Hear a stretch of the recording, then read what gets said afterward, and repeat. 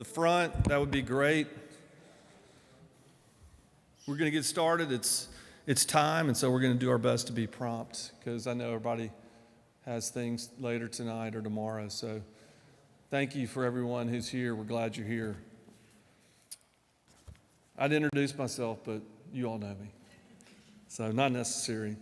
But I do want to share this word, very brief word from Matthew that I think reflects the spirit that we can and should gather in here, and it always kind of puts me in a little bit different frame of mind. It's from Matthew chapter 18, verse 20. For where 2 or 3 are gathered in my name, I am there among them. I'll repeat that. For where 2 or 3 are gathered in my name, I am there among them. I share that just to recognize that not only are we in God's house, but we're in the presence of God. And so we meet within His presence and His guidance and His grace. And hopefully we'll meet, under that umbrella of grace as we share what's going on and what's facing the United Methodist Church. So with that, I'm going to light these candles to represent that we are in the presence of God. When we light the candles in worship, maybe you wonder, why do we do that? This is just a bonus thing tonight.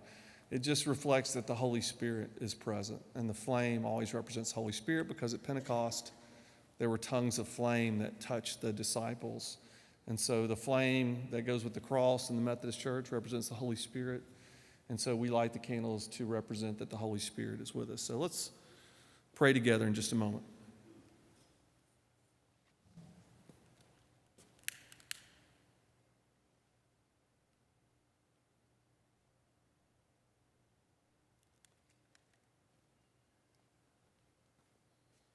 All right, let's pray together. Father, thank you so much for the opportunity to gather together in this place where we experience safety and freedom to practice our faith without fear of reprisal or persecution or criticism. We thank you for the religious freedom that is such a part of our great nation. And we thank you for the way that's expressed at Grace, a place where we love you, God, and we love all people, and all people are welcome. And so we thank you for that and pray for that spirit of peace that you would give us tonight as we reflect on issues that touch on our global church, not just our church, but the global United Methodist Church, and in some ways that touch all churches as they wrestle with these issues. So give us gentle hearts and gentle spirits. Give us open minds to come seeking answers and to learn and understand. May your Spirit guide us, we pray in Jesus' name. Amen. I'm going to cover a lot of information tonight. It's a complex issue because we are a part of a global church. I'll talk about that. I would love to dumb this down into a few slides with a few words, but there's just no way to do that when the issue you're facing reaches from the Philippines, where we have a large presence, to Africa, to Europe, to the United States. The United Methodist Church is present in 95% of the counties in the whole United States. So it's a big church that covers a lot of types of cultures and backgrounds and educational levels and worldviews and nationalities and races. And so that, in addition to the issue itself, brings with it a level of complexity. It's not just what we in the United States do, but when we're talking about the United Methodist Church, we're talking about a global church. And different cultures have different perspectives on things and are at different places on issues like this. I am going to be covering a lot of information tonight, and I could have handed out to you a copy of the Commission on the Way Forward. I'll tell you what that means in a minute. The Commission on the Way Forward report that was a report prepared at the behest of the bishops of the United Methodist Church to suggest ways that we might move forward and past this issue. And they suggested that these are different ways it could be done. They recommended one of them in particular, which we'll talk about. I could have printed you off a copy of that 96-page document, all right? But to be a good steward, I said, I will not do that. What I'll do instead is to let you sign up if you want me to send that to you. In addition, there are a couple of videos of some really great presenters talking about this material that I'll also share, and some other slide decks that I'm going to be pulling from and using. I drew material. I plagiarized shamelessly, all right, rather than just reinventing the wheel. So I'd give credit to a friend of mine, Brian Erickson, but also to a pastor in Florida, Tom Berlin, for their work. So I'm going to place this here. So if you want additional resources, you can sign up. Please do it legibly, and we'll get you those resources. So, I want to start by just talking a little bit about what is the United Methodist Church. How many people in the room did not grow up in the United Methodist Church? Raise your hand. Now just look around, okay? That tells you how unique and diverse our church is, which is really great. If I said Baptist, someone would raise their hands because I'm just looking around. If I said Jewish or other religions, someone would raise their hand. If I said Seventh-day Adventist, some would say none. So all number of things we would have represented here. So let me just say a little bit about what the Methodist Church is first. Along the way, there'll be time for a little bit of discussion in small groups, and then at the end, we'll have questions. So the Methodist Church that you're most familiar with, or the way you experience the United Methodist Church, is through our church right here, Grace, a United Methodist congregation. But we are part of something bigger than that. We're part of a district that's here in Birmingham. There's two districts in our area, the South Central District. And you can see it there on the map of Alabama. There's 46 churches in our district that represent just over 23,000 people. When I say 46 churches in our district, I mean 46 United Methodist churches in that little pink box right there that says South Central. That's our district that we're in. It's supervised by a district superintendent. A few of you have met. His name's Bill Morgan. He lives not far from here, actually. He lives in Liberty Park. So he pops into worship from time to time to see if I'm doing an okay job. You know, he doesn't warn me. He just shows up. So he keeps me on my toes. Our district is part of the North Alabama Annual Conference, which you could say is roughly the top half of the state, including Tuscaloosa, Birmingham, and Alexander City and up. In that area, you can see there's just under 700 churches, United Methodist churches, representing 116,000 people. And then below us, there's the Alabama West Florida Conference, which is South Alabama and the Panhandle. And you'll see there's conferences all over the United States. So that's our conference. It's presided over by a bishop, Deborah Wallace Paget. There's a headquarters at Birmingham Southern College, a building there, and she is the Episcopal leader of our area and is responsible for leading us. She's kind of the executive, you would say. She makes appointments. We're an appointed system. So unlike many of you's churches that you grew up in, this church, whenever that day comes that I'm not the pastor anymore, another pastor will be assigned. And so the day I leave, another pastor will be there the next day. And so there's not like search committees or interims or typically anything like that. Based on the input of the church and based on, the powers that be and their thoughts, another pastor's appointed and the bishop's responsible for that. So that's our annual conference. That is kind of the basic territory where most of the administration happens. That's kind of like, a state, government. And so we have a governor, that's the bishops. You could kind of think of it like that. Our annual conference is part of the southeastern jurisdiction. So you can see the picture in the top left. It has in it 15 annual conferences, like North Georgia, like Tennessee, like Holston, like Western North Carolina Conference. And all those conferences, there's 15 of them that make out the southeastern jurisdiction. All right? Those jurisdictions come together to form the United States. These are the jurisdictions in the U.S. You can see the Western, the South Central. You can see the North Central is up in the upper Midwest, the Atlantic, Northeast area, and then the Southeastern one, which is the largest in terms of density of churches and population. So that's just a thumbnail of the organizing structure of the United Methodist Church. But why are we here? So we have a book of discipline that has within it, there's one that sits on my desk, and there's one that's even in my Kindle. I don't read it on my Kindle, but I do have it there in case someone asks me a quick question.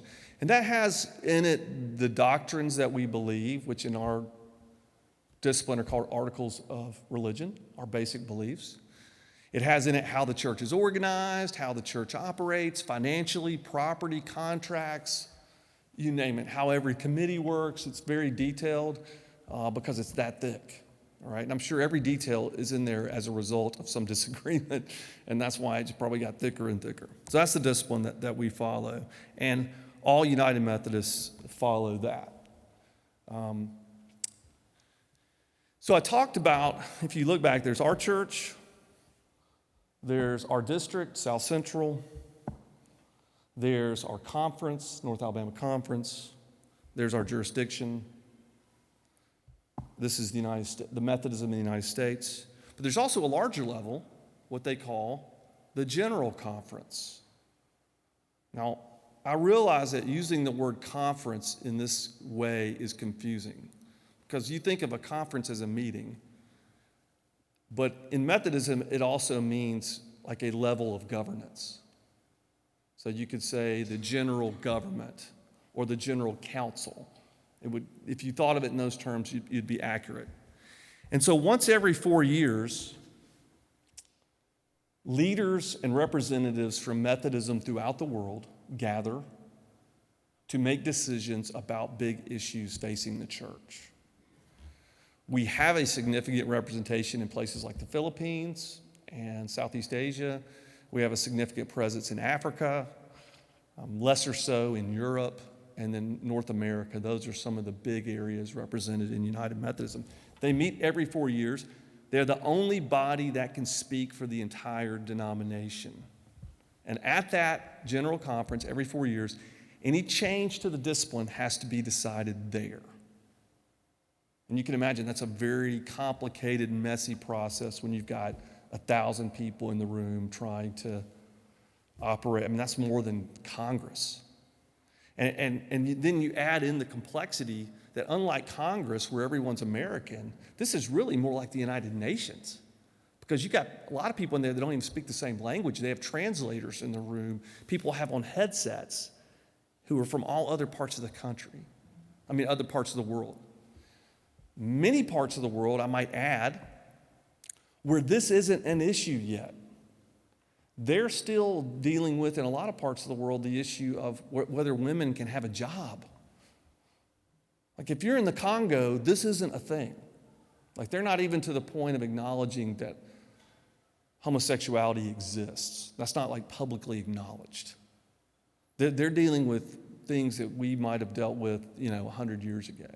It's just a different cultural reality in different parts of the world. This isn't the issue du jour in all the places where Methodism is a significant presence. So at that level, at that general church level, which is the global church, you kind of have 3 branches of government. The General Conference I just talked about, let's just call it 1,000. It's roughly 1,000 delegates from around the world. All decisions are made by them. How are they carried out? Well, there's a council of bishops that works together to execute those things in the different areas. And periodically someone, as you might imagine, might say, hey, what you're trying to pass conflicts with the discipline. All right, sound familiar? And let's take it to court, because I say it does, you say it doesn't. And so there's a judicial council to determine if we were to pass something, if it contradicts something else in the book of discipline.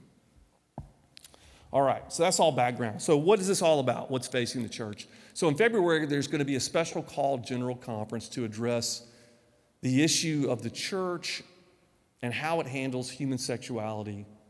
This has been an issue causing great pain and agony and angst and hand-wringing in the Methodist Church for some 20 years. And As I try to explain it, let me just apologize in advance if any vocabulary I use is inadequate or partially inaccurate, and I just ask that this kind of be under the umbrella of grace here, since we are Grace, the church. But just, give me slack, because I'm certainly trying to be as sensitive as possible in presenting this in an informative way. So, the issue of human sexuality is a source of conflict in the Methodist Church in two areas. One is marriage. Can the church, should the church, will the church perform same-sex weddings and marriages? And that issue really boils down into two other issues if you really drill down. Will the church host those weddings? It's one issue.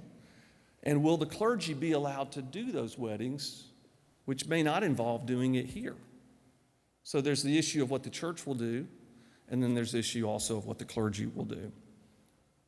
The other issue is around ordination. Will we ordain, if someone says, I feel called to ministry, and if they meet all the other guidelines and requirements, which are extensive for that, and they say, and I am gay, or and I am a lesbian, perhaps even in a relationship, can I be ordained? All right, those are the two issues primarily. And they're definitely the two issues that are going to be addressed at this special conference in February in St. Louis. So how do we get here? You might be surprised to know that the Book of Discipline didn't address this at all until 1972. In 1972, a statement was added into the Book of Discipline that said the church does not condone the practice of homosexuality, and that statement was added to the Book of Discipline. So pretty general, pretty broad, but up to that point, the issue hadn't been forced, and so it hadn't really been addressed at all, which I might add is kind of similar to the reality in other parts of the world where you might say they're not there yet in terms of grappling with this and acknowledging that it needs to be grappled with. 1976, that thinking was expanded. Funding for caucuses and organizations associated with gay and lesbian support were terminated. So that might be a nonprofit that somehow supported causes or issues related to LGBTQ people, that maybe the Methodist Church was supporting them indirectly. And that was said, you can't do that. In 1980, the language that is very close to where we are now was added that said this, very interesting language: no self-avowing, practicing homosexuals shall be ordained or appointed in the United Methodist Church. So that was the first time that the issue of ordination was addressed directly. It was really not that long ago, 38, 39 years ago. Doesn't seem that long ago until you say it like that. Like that. It's like, 1984, that was expanded. Since the practice of homosexuality is incompatible with Christian teaching, self-avowed practicing homosexuals are not to be accepted as candidates, ordained as ministers, or appointed to serve in the United Methodist Church. So then that rocked on for 12 years, and then you see this language added. Ceremonies that celebrate homosexual union shall not be conducted by our ministers and shall not be conducted in our churches. Between 1996 and 2016, you can see that there would have been, pardon the math here, but some 5 general conferences in between those times. And all of those general conferences were very unpleasant on this issue. Lots of anger, lots of hurt feelings, lots of tears, protests, people stopping, on different sides, obstructing the proceedings around this issue, just a real circus. And I was at one of them in Tampa, and it kind of was really, it seemed like that was the only thing discussed for a week. And it was just, I came home, she was here. Was this something I said? I came home so demoralized, and I was like, I never want to do that again. And I told her, I said, the local church is where it's at. like, none of this that just happened here, what I felt, my reaction at the time was all this negativity has really no bearing.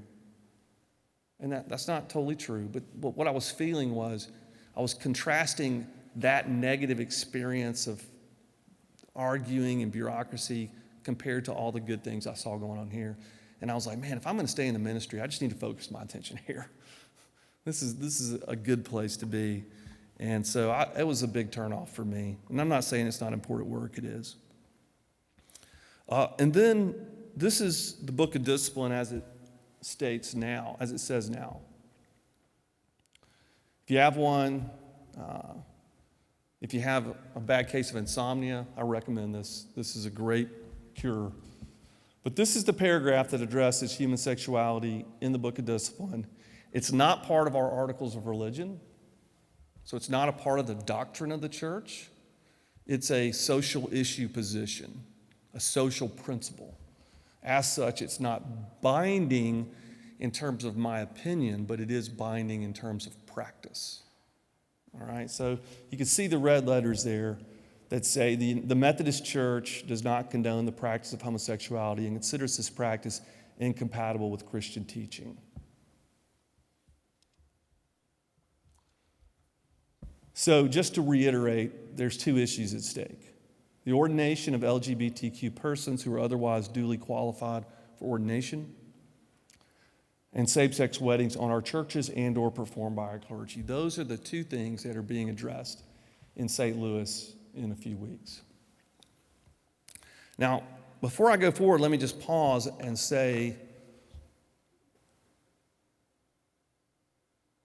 it's important for us to note the pain that these issues inflict on people. I'm not gay, but I'm in ministry and in friendships with plenty of people who I'm their pastor or their friend. And so it's easy for people who aren't in that community to come at this kind of academically, like, what's your opinion on this? Or, it's very different when it's you that people are talking their opinions about, right? It's very different when someone's giving their opinion on what may feel like whether your value, what kind of value you have as a human being, or whether you're an evil person or a good person. It becomes an issue, that can be really hurtful and certainly not in the spirit of Christ. And I think it's important that those of us who aren't affected by this personally just recognize how tender this issue is. It may not be tender to you, but to members of our congregation who are part of your family in Christ, this isn't St. Louis, this is here. This is about whether they feel fully loved as a person.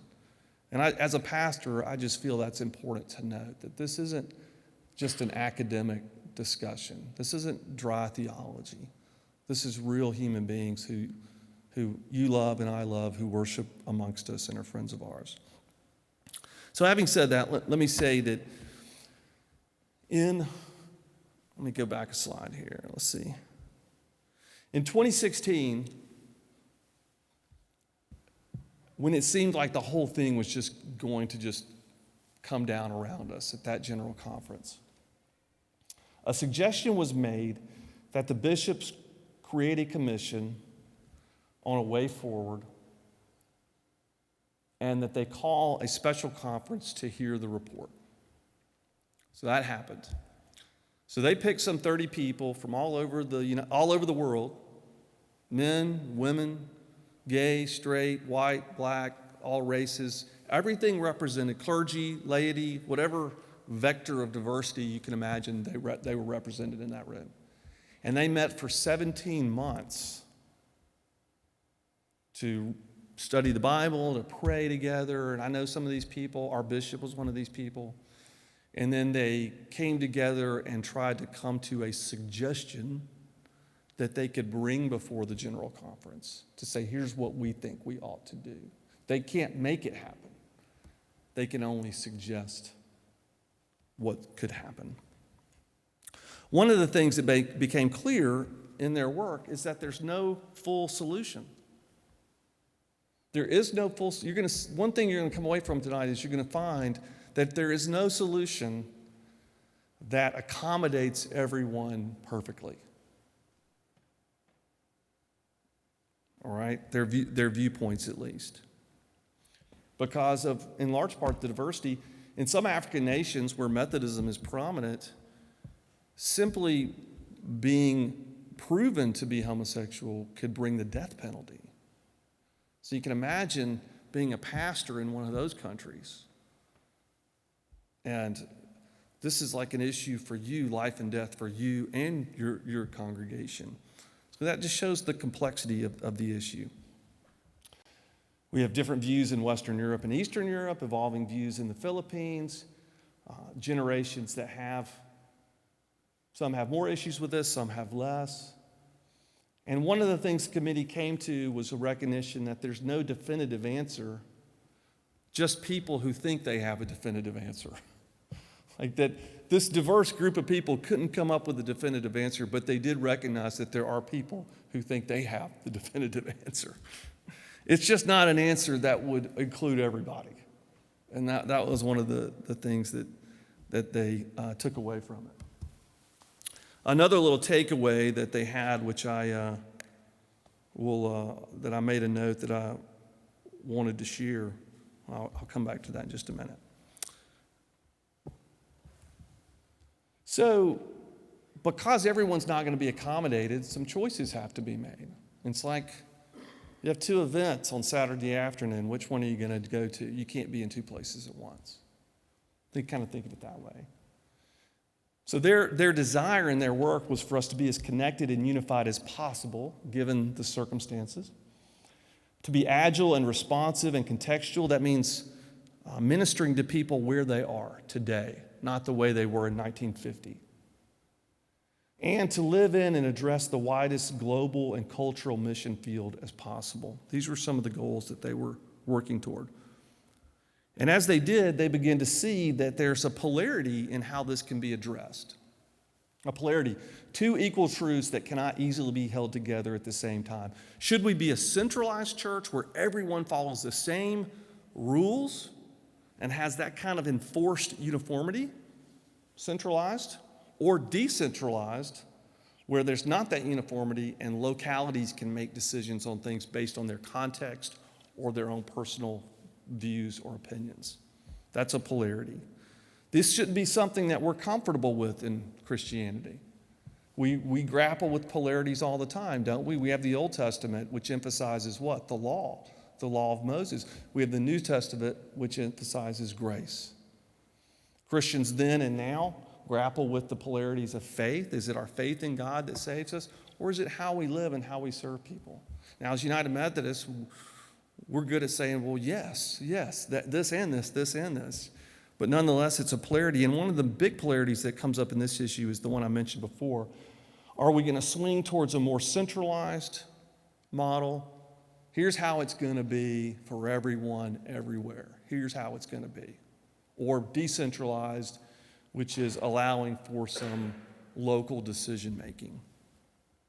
And there's pros and cons with each of those. So on the left-hand side, if we go for uniformity, unity, sameness, everywhere Methodism is going to be, it's going to be exactly the same. You could say, well, the pros of that are, well, we're going to have a shared belief and practice. We're going to have agreement on everything. We're going to have clarity. The cons would be, well, that's going to exclude a lot of people, or some people, and it's going to be pretty rigid. It's going to be hard to adjust to local situations. On the other hand, if we're more contextual, which would be more decentralized, and so we're going to let churches respond to their context.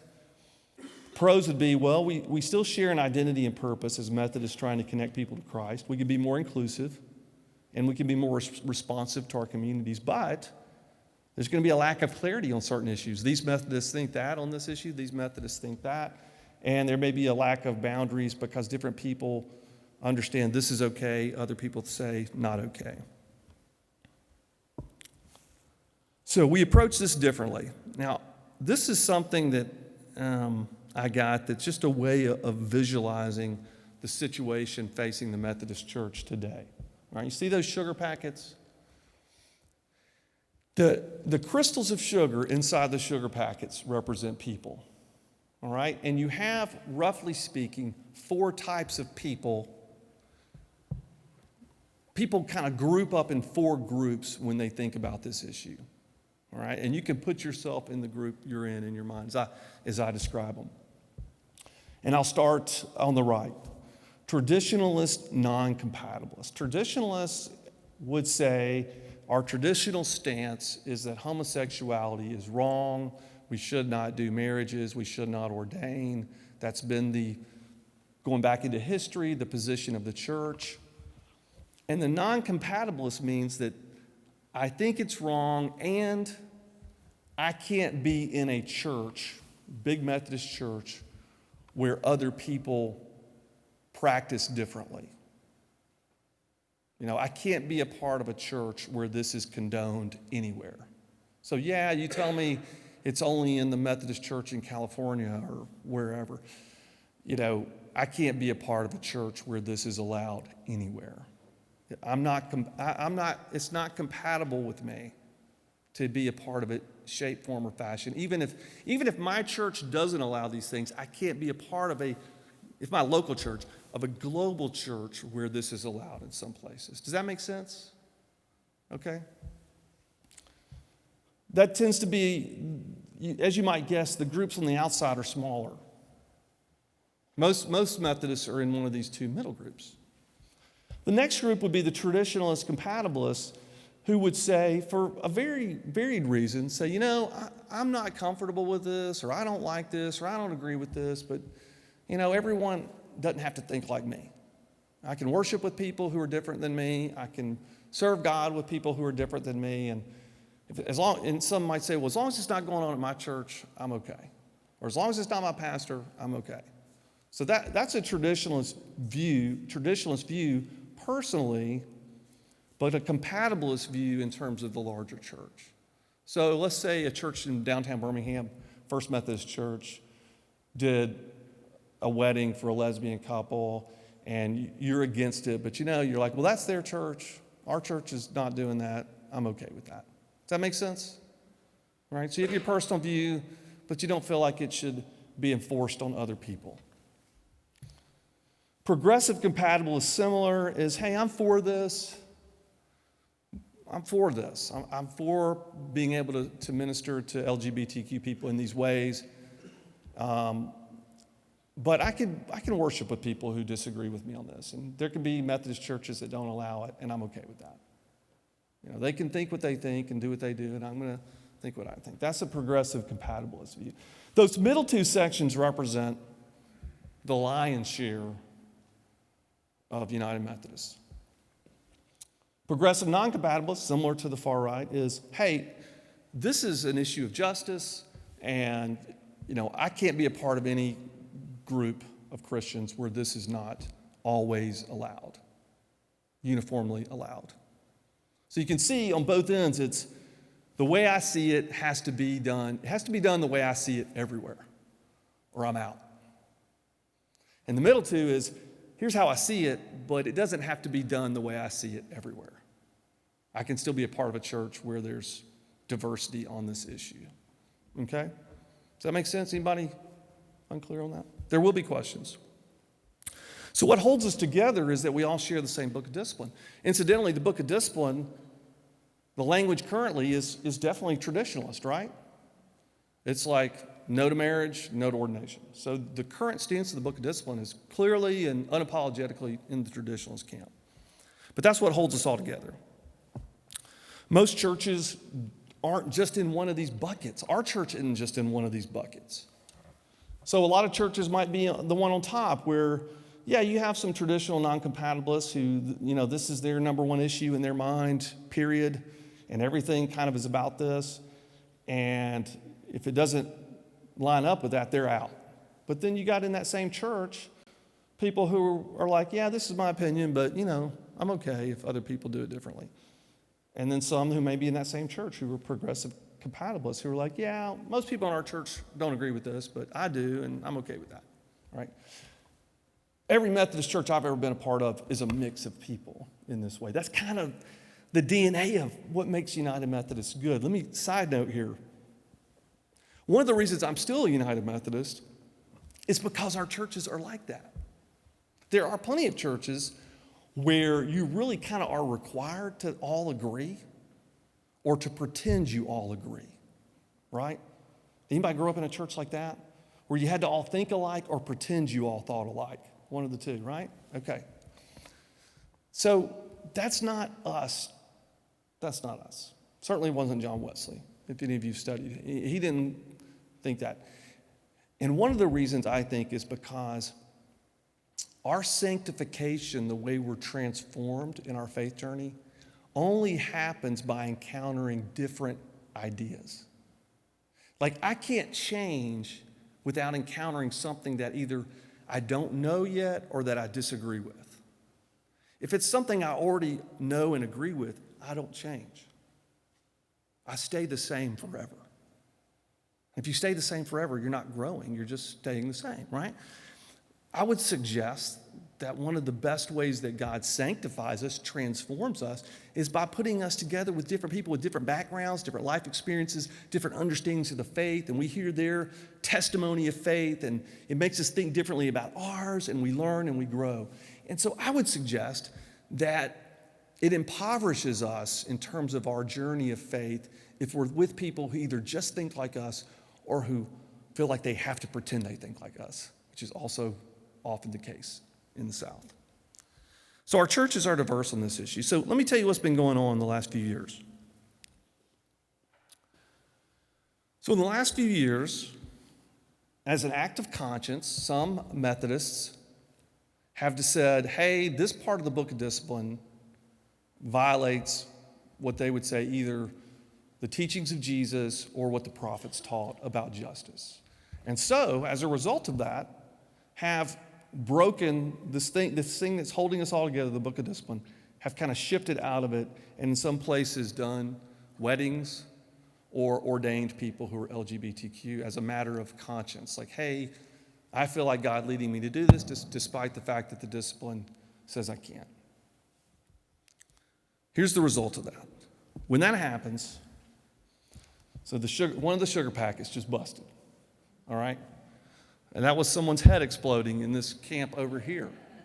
Friends of mine, close friends of mine, saying that's not acceptable. We made a commitment to uphold the discipline when we were ordained. We made a covenant to uphold what's in this book. And so as a result, since this has been happening, there have been members of Methodist churches here in our church and other churches who are leaving Methodism because these things are happening. All right, they're not just sugar crystals, they're real people with real kids and real families, and this is a source of disruption for their lives. All right, we're going to talk about other kinds of disruption in people's lives, but for those people, it's like, hey, I kind of joined, and I thought the sign out front meant this. Well, now it's not that. So I'm trying to pose that sympathetically, but in each of these cases, I'm going to try to take the viewpoint of someone who would say, hey, this is kind of a bait and switch sort of deal. And so we've been leaking people who were traditional non-compatibilists who are leaving the church because, like, hey, the discipline's not being followed. And in some cases, to a lesser degree, some of the traditional compatibilists have been like, hey, it's not okay for us to say we follow the discipline and then we just ignore it when we feel like it. As a result of that, there's been a desire and a push to strengthen that line around it and to enforce the discipline more rigorously. All right? It says there's going to be punishments. There need to be punishments. Kick pastors out who don't follow this. Churches that won't follow it shouldn't be Methodist. And so you can see that line on the outside, that's kind of the boundaries of Methodism, there's a desire to make them more firm. As that has happened in some places, You've seen the packets explode on the other side, all right? Heads exploding on this side, saying they're putting a pastor on trial for helping these two people that love each other commit themselves to each other. I can't be a part of a church where clergy are kicked out for doing what they think is right. And I'm not going to be a part of it. And so now we're bleeding people off the other way. So you see the point I'm getting at in terms of the challenge of finding an all-inclusive solution. That if that solution includes these folks, it excludes these folks, and if it includes these folks, it excludes those folks. Thus far, anyway. So, what I want you to do now, so to have a break from my voice, is I want you to group up with maybe 4 or 5 people around you. And I'm going to kind of describe kind of 3 different approaches to this. And we're going to get into a little bit more. The traditional approach would be to say, hey, every Methodist church everywhere, this is not going to be allowed. The progressive approach, unedited, is, hey, in every church, Methodist church, this will be allowed. This will be done. The moderate approach, which you're going to hear an example of, is, hey, let's let individual churches and conferences make their own decisions. Like Grace can decide what's going to happen in their church, and their pastor can decide what he's going to do outside the church. And so those are kind of the different views. So if you think of people that kind of would line up with that, I want you to discuss for a moment what would their main concerns be around how this issue is resolved. All right, someone who has a progressive view that thinks this should be allowed, someone who's moderate and, can see both sides, maybe doesn't have a strong feeling, someone who has a strong feeling against it. What are the different concerns that those people have around how this is going to be decided in St. Louis? All right, does that make sense? All right, so find somebody, a couple people around you and have that discussion. And the bonus is decide where you think our church falls in which of those. All right? Okay, go. Take about 2 minutes. Tick-tock, tick-tock.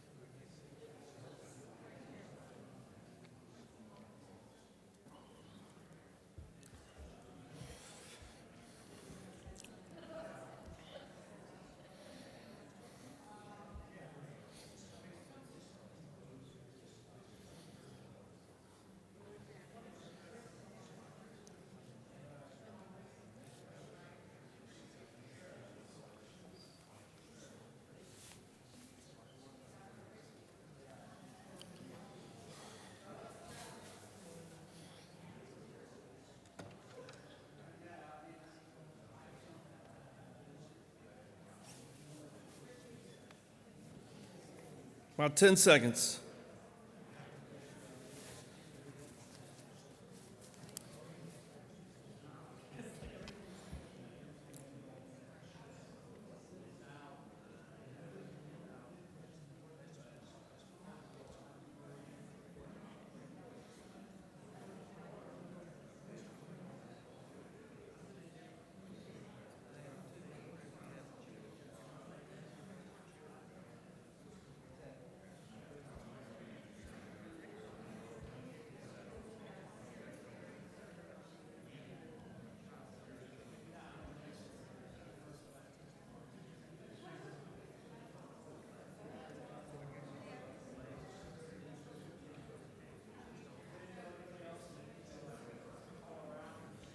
Okay. In the interest of your time, we're going to press on. So, let me skip down here for a minute. And ask this. Let's see if I can pull it up. All right, so did anybody, let me go back here so you don't cheat. What might the concern be of anybody want to share a concern that a traditionalist might have? A worry, a concern, a fear around what's going to happen in St. Louis? Slippery slope. You cheated, didn't you? You did. It's always Randy. It's always Randy, heckler up front here. A slippery slope. What's next? The United Methodist Church will cease being a church focused on sanctification and personal holiness. These aren't my opinions. This is what people report. Okay, so this is what people say when they're asked this. And a general suspicion that some people have about the United Methodist boards and agencies, that's kind of the hierarchy. Let me translate to secular politics. That's the deep state. As well as the Council of Bishops. Like, where are they leading us? Do they have an ulterior agenda? That sort of thing. The concerns that moderates have on this are very different. Afraid of the church being split and afraid of having to vote, which I've had some people in our church say. Because then you got winners and losers, and some people feel like they have to leave or what have you. And many people say to me, is this really a church dividing issue? And others say, how is this going to affect our witness to younger generations for whom this is not really an issue statistically? Not as much anyway. Concerns of progressives, justice and mercy for some of the most vulnerable populations, fear of no change and that their concerns are not being heard. We cannot say we welcome all people if we do not welcome all people. So, the options going forward, and I'm going to kick it in overdrive here. There are three main approaches that are being brought forward at this special general conference: a one church plan, a traditionalist plan, and a connectional conference plan.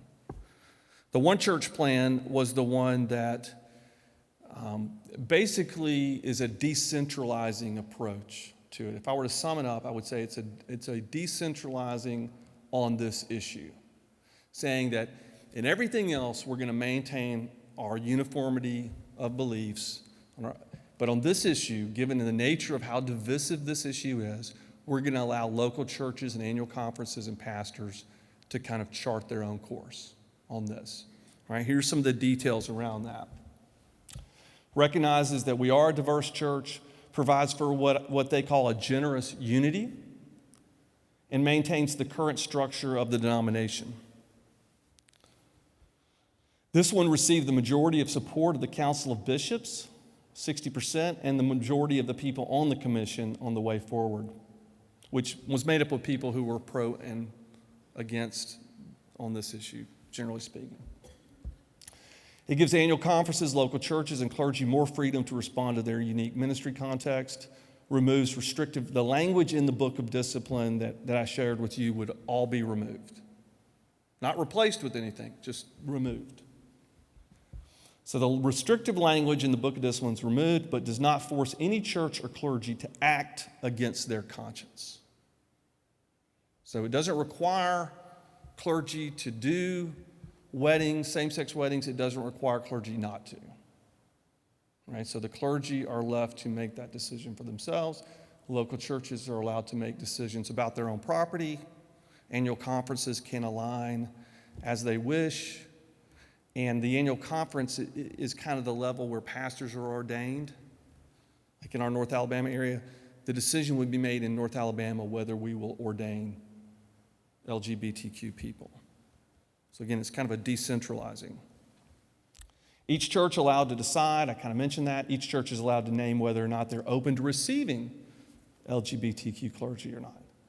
Each clergy person is allowed to decide whether or not they will participate in same-sex unions. Does not require anyone to act against their conscience. All right? Finally, it moves the conversation and the decision-making around these issues closer to the local church, where the people are who are living in community together, and away from a distant governing body that you've never seen gather and you don't know anybody there. All right, so it brings it home, so to speak. Now, the guy that I kind of got a lot of information from, a guy named Tom Berlin, like I said, a pastor in Florida, as he was grappling with this, he called the Anglican Church in England, who's, like 10 years ahead of us, just in terms of grappling with this, not necessarily in how they resolved it. I'm not saying they resolved it right or wrong. I'm just saying they started this struggle before us. And so he talked to the chief of staff of the archbishop, which sounds pretty impressive, the chief of staff of the archbishop, who said to him, Tom, let me tell you where this is headed for your church. We've been there. You got two options. The options are, one, walk together loosely, or part with a blessing. He said, but if you part without a blessing, you're outside of Christianity. That's not a part of our faith. But what you're going to have to do is walk together loosely. Kind of live and let live, agree to disagree, whatever. Or decide, we don't want to do that, we're not going to do that. I bless you, go your way. You bless me, I go my way. And I think that's probably one of the most insightful simplifications of this issue and of where we find ourselves. It's going to be one of those two things. Walk together loosely or part with a blessing. So I covered the one church plan. Now let's look at the traditionalist plan.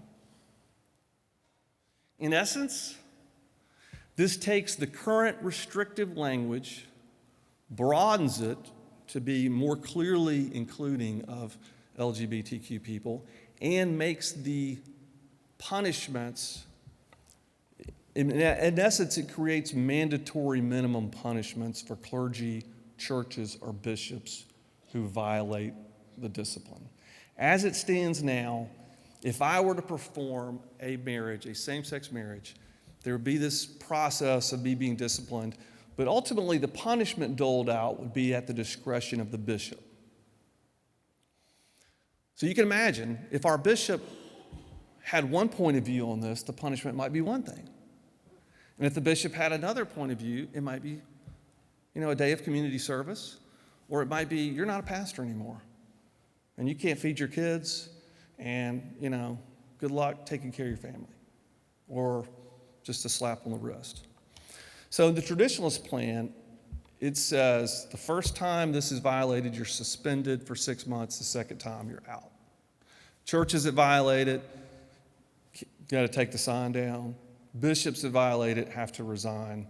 And so it creates mandatory kind of punishment. So let me I stay kind of close to what I want to say. I'm going to go back to this.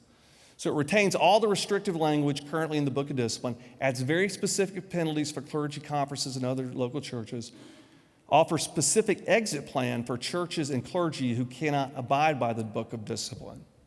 So in the main two plans that are coming forward, that at least seem to be the main two, one church and traditionalist, there is a gracious exit provision so that if a church said, we can't do this, they could leave and still keep their property and whatever, all right? So we can talk more about that in a minute. In the traditionalist plan, that's been put forward, it would say self-avowed practicing homosexual would include anyone who ever makes a statement about being LGBTQ. So you can see that pushes it out. And that encourages boards of ordained ministry, that determines who's ordained, encourages them to investigate candidates' social media to see whether or not they may be gay or lesbian. And defines minimum sentences for LGBTQ-related offenses. Each conference and bishop, if this passes, must certify that they will follow the Book of Discipline's restrictions here or risk losing the right to use the Cross and Flame logo, as well as denominational assistance from the General Council and Finance Administration. Conferences that do not certify their willingness to abide by the Book of Discipline will begin discussions to become a separate denomination. Clergy that cannot abide are likewise exited from the denomination. In essence, under this, the conference, the bishop, the pastor, the church will have to sign an affidavit, some sort of document that says we will follow, some sort of written statement saying we'll follow this. All right, third plan, more complicated. This plan's more complicated. So let me go back for a minute and say, if you recall 30 minutes ago, that the Methodist Church is divided up into jurisdictions. They are geographic jurisdictions. In this third plan, those jurisdictions wouldn't be geographic anymore. They would be theological. So erase the geography, and you would align as a church with a jurisdiction, and they would, to make it real confusing, they would call them conferences. But you would align with one that fit where your views on this issue. All right, so our bishop could be in Nebraska. All right, let's say under this plan, let's just say under this plan, our annual conference voted to be progressive. I'm just making up kind of random stuff.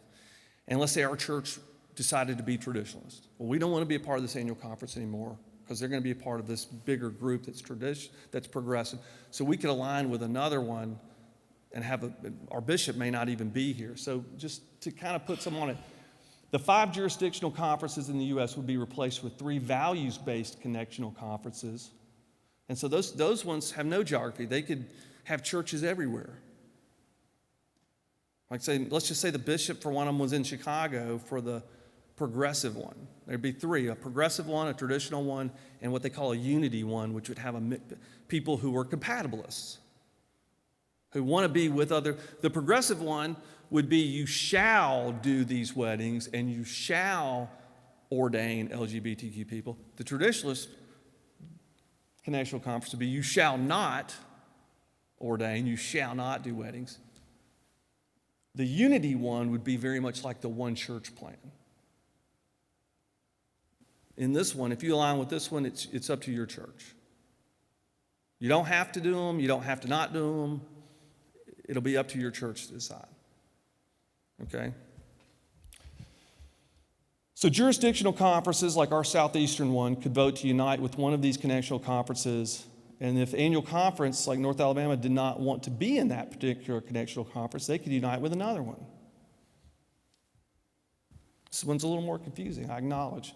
Each connectional conference would have its own book of discipline. So you can see this really gets confusing because you can have the traditionalist connectional conference and their own book of discipline, the unity connectional conference, which is like a one church plan model. What this would allow is for them to stay very, very, very loosely under the same umbrella of United Methodist. And then a traditionalist connectional conference would have their own discipline. Each connectional conference would choose its own boards and agencies. This is the hierarchy of the church, the different things that they do to support. A lot of the denominational structure is removed. And the general conference becomes less of a place to make legislation and more of a place to connect. And this would change the whole structure of the Methodist Church radically and would require a pretty significant vote. If you want more information on this, and I'm not about to send you out without asking questions, but you can go to umc.org, click on who we are, and then underneath it, click on General Conference 2019, and you'll find more material than you could ever read about this. In addition, you can sign my little notebook here, and I'll send you some stuff, some nighttime reading. There were other plans proposed, I'm sure as you can imagine. A simple plan that just said, we're just going to delete all this language, and then, which is probably closest to the one church plan. We're just going to delete this language out of the discipline, which in my mind then would leave it up to local churches. Another one was just a straight plan of dissolution, divvy up the resources between two new denominations, one who allows, one who doesn't allow. The third one that I'll mention, and then we're almost done with what I'm going to share, and it's probably at least 50% chance that it will happen, is that nothing passes. And that's why we're doing this again for every 4 years for the last 20 years, is because the church is so divided that getting if it involves changing the constitution of the Methodist Church, it requires a more than majority vote. Neither side has that. And so it's like this death struggle, it's so heartbreaking and demoralizing and agonizing to see it go on. And so if nothing happens, you may say, well, what will happen if nothing happens? Well, something will happen if nothing happens. Here's what will happen if nothing happens. What will happen if nothing happens is that a group of churches that are traditionalist, non-compatibilists will leave. Some have, in Mississippi particularly, there's 4 in Mississippi have already left. Just because it hasn't been resolved and because it's being allowed, kind of wink and nod kind of deal in some places. It's already being allowed. So there are churches that are already exiting. I felt like I would be remiss if I didn't mention this too. There are a group of Methodist churches who've organized a what appears to be kind of the makings of a new denomination. And they're in the these are traditionalist, non-compatibilist churches that form something. You can look it up online. WCA, Wesley Covenant Association. I'll send that out to you too if you want. And they have dues. Now, these are churches joining this and clergy. They have dues, they have bylaws, they have annual meeting, all the things that denominations do. And somebody sent me a letter that went out to them in our area recently that said, hey, if this one passes, we're going to do this. If this one passes, we're going to do that. And we're going to have a convening conference to look at forming a new denomination. So I would suggest that there are some churches that are on their way out. Regardless, how many kind of depends on where this lands. So if nothing happens, what that would mean is that this will continue to be handled differently in different parts of the country. And from a traditionalist, non-compatibilist standpoint, the fact that it's allowed anywhere is reason to leave. So if nothing passes, the status quo will maintain for now, which is a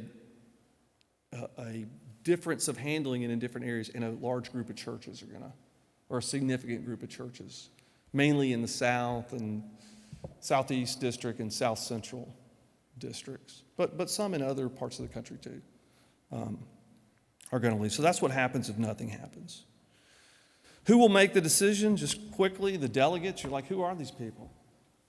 So this is the breakout of delegates, equally divided among clergy and laity. 504 from U.S., 260 from Africa. This reflects kind of our representation in other parts of the there's a typo there for the Philippines, but so I apologize for that. I think it's 50, but yeah, it's 50, which represents 10%, I think. Is that right? I'll have to check that. And then concordant churches are Methodist-aligned churches that aren't a part of the United Methodist Church. They have some representation too. That 506 or 504 from the U.S. breaks out like that. So you can see Southeastern is 188. So we're the most represented group. These are our representatives from North Alabama. Most of you probably don't know them. You may know one or two. And you're thinking, well, what are they going to vote? Probably. I'd be thinking, what are they going to vote? In that upper group of clergy, you have 2 for and 2 against. So that doesn't really solve anything, does it? And then in the bottom group, it's harder to say with laity, but I would say it's probably very similar. These are people that I know and interact with. Huh? Two who would be for allowing ordination in marriage, and 2 who would be against it, since those are the main issues. There is something at stake here beyond who wins and who loses, and who is treated this way and who's not going to be treated a certain way. The Methodist Church has a lot of things that we do as a whole. We're serving as missionaries in 136 countries with 677 missionaries, 125,000 volunteers in mission, 550 relief and refugee workers, 52 hospitals, 92 four-year colleges, 152 older adult ministries throughout the country for neglected seniors, pensions for very elderly clergy who can't support themselves otherwise, and an average giving of over $6.3 billion. There's a lot at stake in our unity. So that's the information, and that was my main reason for doing this. I am not here to convince you of any approach to take. You say, well, why is that way? You say, well, we're not going to make this decision here. And so I could advocate a certain point of view, and if someone asks me my point of view, I'll give it. But I think, that wouldn't change what happens in St. Louis, but some of you it would hack off. So what's the cost benefit really around that for me? Because what I say is not going to change the vote in St. Louis. I mean, I definitely have a thought about, what's the best approach to respect all parties, but my opinion is not going to affect what happens in St. Louis. So that's why I'm not pushing one. I can share my thought, but I'm not trying to convince anybody. So I try to present each issue from the point of view of those folks. So with that, let's take just a few minutes for questions. Anybody have a question?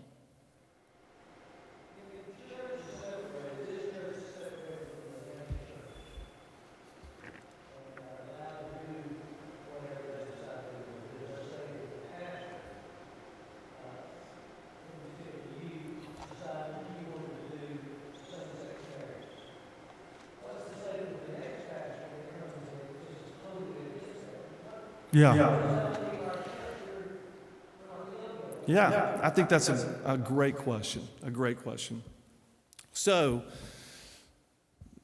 that situation would only happen within the one church plan, all right, which I think this is like handicapping horses here, which I've never done, but I think what will happen is nothing will pass or the one church plan will pass, which pretty much means that it'll be something else. But those are the one of those two is what I hear are most likely. So in the one church plan, no votes have to be taken. The churches can continue doing what they're doing if they want. And they don't have to make any decision. All right? For some people, that's like a good thing. They don't want to do that. But if a church decides, hey, they want to allow that in their building, they would have to vote. There would be a vote on that. Clergy can make their own decision, not about what they do in the church, but what they do outside the church. Right? So the church gets to decide about its property and buildings, what they will be used for. The clergy get to decide what they're going to do and have freedom to do it.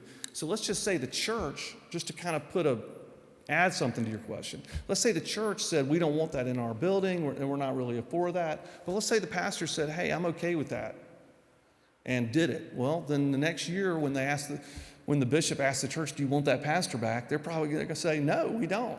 And so the pastor would need to know this might lead to you getting a change of appointment. All right? And that could also work the other way around. right? So what will happen, as I've heard this presented from bishops, is that part of the appointment process will very intentionally be, how does the church feel on this? Let's send them a pastor that matches how they feel on this. That will be a part of the process, because they don't want to blow up churches. And to go from one to the other typically leads to churches declining. You know, if you had someone come in with the opposite view of me and then someone came in that had my, that tends to, it is a yo-yo, and that's very unhealthy. And so, as I understand it in the one church plan, one of the main priorities would be to not have that happen. And so the SPR committee in our church, for those of you who are new to Methodism, it's kind of like the HR committee, but they're my boss. Ty McGill's the chair, and there's a group of 9 people.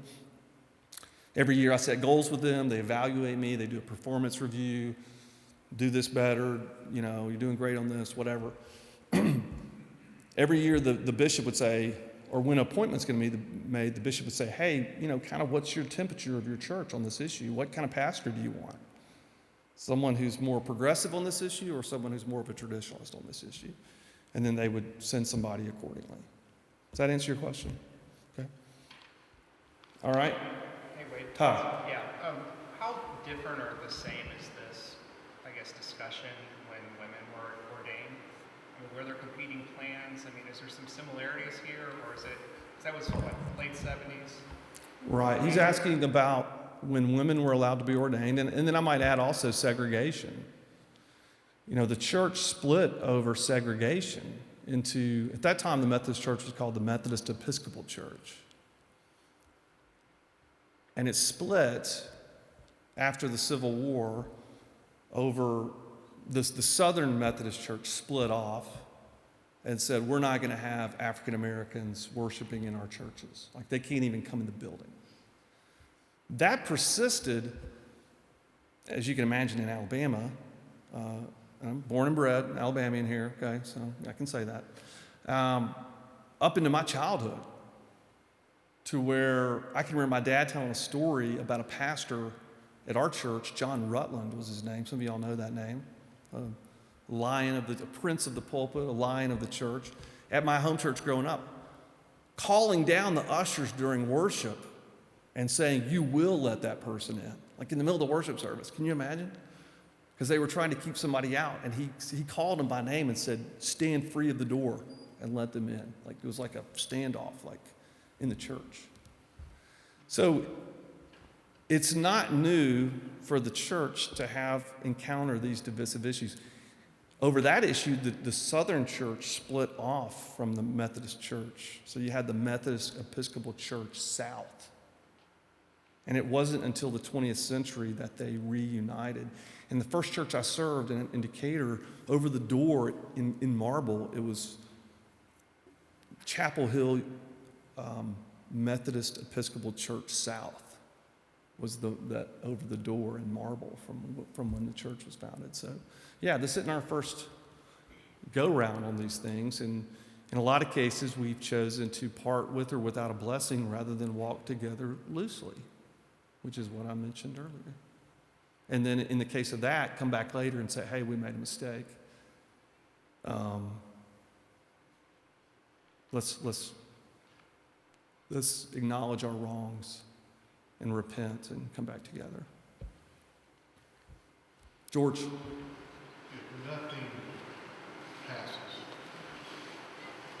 what do you think will happen as far as continued efforts to prosecute clergy that are currently not in the position? Well, I think our church is, he said if nothing happens, if nothing happens, what happens relative to clergy being prosecuted? And there's a church trial process, like clergy are put on trial. It's like a church trial. You're thinking like Salem witch trials. You're thinking like the Inquisition. But you have to, I think what happened in our church is instructive in some ways. If nothing happens, imagine this is the Methodist Church, okay? And I'm going to turn around. So, well, I got to use the microphone. So you're going to have to reverse this because I can't do it in my head. So you've got the more conservative, let's say traditionalists, non-compatibilists. You've got the progressive non-compatibilists. If this group leaves, if nothing happens and the traditional non-compatibilists leave, okay, the center shifts, right? Because instead of it being this, now it's this. And so now the center isn't here, the center's here, right? And so the bishops who would have been most aggressive in prosecuting those are going to be gone. And then at the next General Conference, the vote's going to be very different. It'll come up again, but the people who are most vehemently opposed to inclusion won't be in the room. Do you think there's a chance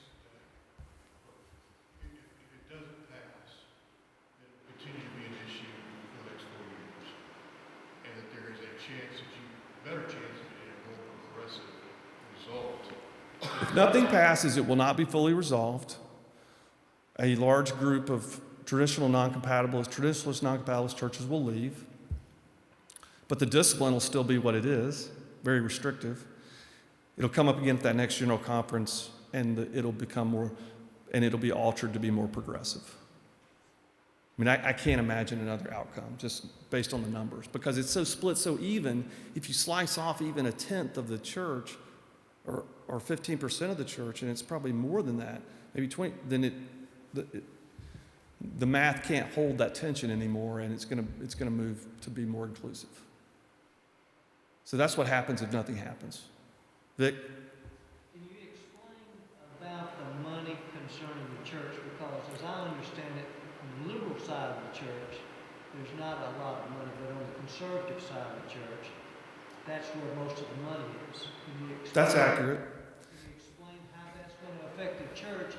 If the conservative decides to leave, where is that going to leave the church? Right. Okay, well, two things. So the question he's asking is, he's saying his understanding is that most of the money comes from conservative churches, and so if they leave, what's going to happen financially? So two things. So by and large, churches are self-funded. So a church in San Francisco pays their own pastor's salary. So it's not going to affect the internal workings of churches by and large, because churches there is a thing that we do called equitable compensation, where we help some churches in really poor areas, but those aren't always liberal areas, not in Alabama. In fact, probably the opposite on this issue.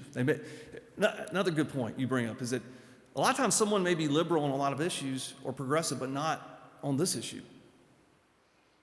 Like in the African American church, for example. You might think, oh, well, they're progressive as an African American church, but by and large on this issue, not. Very conservative. So it's not as easy as it might seem. So it is true that there are a lot, that the churches in the southeastern United States, there's more of them, they're more conservative, and they're larger. These are churches in Georgia, Tennessee, Alabama. These are big churches. This is where you have Texas, South Carolina, Kentucky, less so, but really those areas, you have a lot of large United Methodist churches that tend to be more conservative than the ones out in the West, and certainly the ones in the Northeast. So the question then is, well, how many of those will leave? And how will it affect? It wouldn't affect the local churches that are left because they pay their own way. What it would affect is the hierarchy of the Methodist Church, right? About the colleges that we support, and the worldwide conferences that we're supporting with that money. Yeah. What happened with that if they Well, it would affect them. It would affect our missionaries. Are they going to have their own missionaries, or are we all going to support the same missionaries? I think all of those outreaches will be reduced. And then those that leave will start their own. But it probably as a whole won't be as robust as it is now, because there is an economy of scale, right?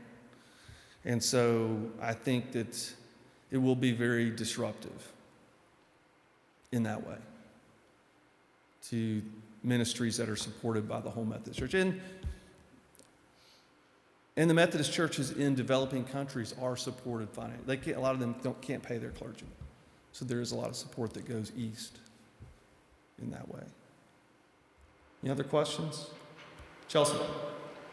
So if local churches choose, I believe you said also in that plan that... The one church plan. Right, that like the, say, North Alabama Conference would kind of choose. So what happens if they choose differently from the local church? Like who? Right. Yeah. So that's a great question. So she's asking, what if our church wants to do something that's not in keeping with what the annual conference wants to do? All right, and I think I've got something on here that addresses that. Maybe not. As I understand it, and I'll check that and put it in my notes, that churches can realign with a different conference. Sort of like that complicated exercise. Yeah. Now, that wouldn't be noticeable on Sunday morning. That would be an administrative thing. If we aligned with the Missouri annual conference, Sunday morning, that wouldn't be like a feature of worship. And by the way, we're part of the Missouri. But administratively, it would be because our bishop would be there and we would be connected with them in some ways financially and administratively. And they'd be the ones determining from far away where pastors would move with them. That's right. Other questions?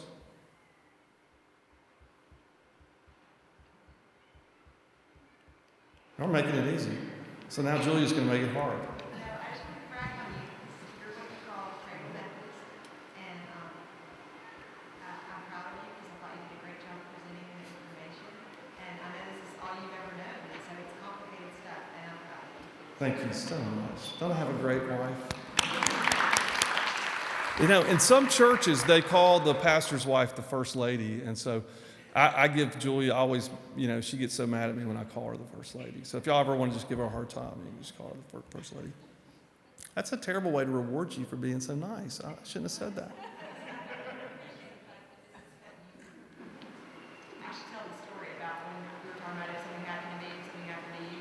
Yeah, go ahead. You got to stand up there where people can hear But you. a few years ago, we were talking about, well, something happened to me, blah, blah, blah, and we were being really heartfelt, and I have stuck here. When she says something happened, she means like death. Not like a flat tire. My parents, they married nice people. Everybody's fine. We're all fine. But I said, if something happens to me, pick a nice person, like not someone that just puts up with my kids, but someone that genuinely loves my kids and is like listening to me, yes. And then I'm like, okay, he says, if something happens to me, keep a Methodist. That's his one thing. This was like 4 years ago, and my jaw just, I was like, are you messing with me? Like, that's your thing? Like, raising Methodist? I grew up Presbyterian, so I was like, well, as long as I keep them in church, what if I go to a different community and that's just Presbyterian church is easier? He's like, it's my one thing, keep them Methodist. so I can appreciate the fact that you love this church I do. and that you love the bigger group, and I can appreciate the fact that whatever happens, there's pain and change. So. There is. Whatever happens, there's going to be sugar packets that bust. Okay, so just know that, and that's okay. I regret it and lament it, but sugar packets are going to bust, and they already are busting. It may not be something we're dealing with right here, but they're already busting. But we have kind of dealt with it in our church to some degree, and at the end of the day, if those people are still worshiping God and worshiping Jesus, it's okay. It's okay. The faith will go on. And I think it's important that we love each other despite those things. So I do want to say that, so any other questions? Because I'm going to get the last word. So that's the, just to let you know why I think the one church plan is best. And I haven't been, politicking for it among these people, voters or anything like that. I haven't been pushing it. But having studied Wesley, one of the things that made him unique in his day was his ability to embrace differences of opinions, which is hard for us today, but imagine in 1750, they just burned you at the stake, man. I mean, that's just kind of what they did. If you didn't agree, they just tar and feather you and set you on fire and then draw and quarter you and put you on the rack and stick things under your fingernails and, but because you disagree. I mean, just because you disagree, just because you want to put the Bible in English, we'll burn you at the stake from Latin. And he had this radical vision that Jesus is so big and high up that he's more important than all the things that we disagree on. That was his view.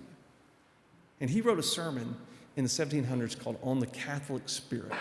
And I just challenge you to find it online. Easy to find. And Catholic means universal. And what he's saying was his sermon on the universal church. And in essence, in part of it, he says, even though we disagree on some things, may we not join hands and serve Jesus together. Even though we disagree on this or that. If we both love Jesus and we both worship Jesus and we're both, may we not join hands as brothers and sisters in Christ and serve together. And that's just kind of where I am. I don't want other people to have to do what I think they should do. And I don't want to be forced to do what other people think I should have to do on this issue. So if a church is opposed to this, I want them to be Methodist and be able to do what they do. To have freedom of conscience, and it's a very American thing, a freedom of religion in that way. And similarly, I want our church to be able to be who we are. So that's the one church plan, is to allow the most conservative people to be the most conservative people on this issue, to allow more progressive people to be more progressive on this issue, and to say, you know what, but we can still follow Jesus together. And that's just kind of my heart. I don't think that'll surprise any of you. Probably not, unless you've been asleep during all my sermons. But that we can be unified in diversity. Julie and I don't agree on a lot, and we live together. And if we can live together and disagree on a lot, then why can't an hour a week, for Pete's sake, we praise Jesus together? I don't get it, all right? And that's just a limitation I've got. But can't we worship Jesus together? And the other thing I'd say, in a world that's so divided, that needs to be our witness. I don't want us to be a part of this culture of tribe over truth, meaning that I'm going to get with people like me and I'm going to be against people like you. That's what's killing us. And so I think this is a historical moment where the Methodist Church could say, no, that is not the way of life. The way of life is that me and someone who disagrees with me on this or a lot of other things, or votes differently than me or whatever, we can be like brothers in Christ or brother and sister in Christ.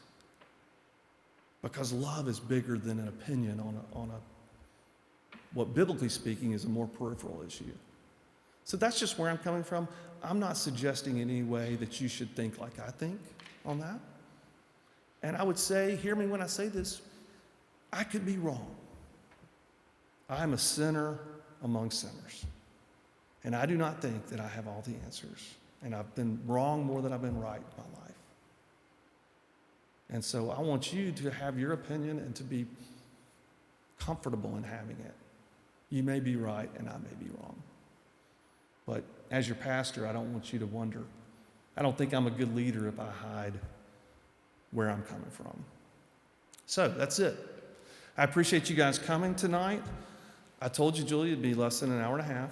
I made it by 40 seconds, which was a miracle from the Holy Spirit. So last thing I want to say is you can sign up here for more information. There was a question that was asked about the realignment of churches with different annual conferences possibly under the One Church plan. So I'll answer that question in the email because it's a great question. And I planted her in the audience to ask that question, by the way. Well done, lady on my right. Well said. And then I'll send out all the resources with you too that y'all can look at. And if you want to have coffee, if you want to have lunch, if you want to share an alternate perspective on mine, I would love to hear a different take. I would totally love that. And I would totally honor your perspective as maybe being smarter and more insightful than me. And I mean that in all sincerity. So you can just sign up for that over here. Anything else for the good of the order? All right, let's pray together. Father, thank you for this time together. I just want to thank you for individuals who care enough to come tonight. I realize for some who aren't here, it's just because this isn't a significant issue to them. In some ways, I admire that, that they're just, this isn't really on their radar, or for whatever reason, they didn't feel the need to be here. But we pray for them because they're our brothers and sisters in Christ. They're part of our church. But I particularly want to lift up those who are online, who are streaming this. There are a large group of people who, some of you have been texting me during this presentation, and I'm just so grateful that you're a part of it, and I love you, and I'm praying for you. And for those in the room, I'm praying for you and for our church. Father, guide us on this issue such that we might love you and love our neighbor as ourselves. We pray this in Jesus' name. Amen. Thank you.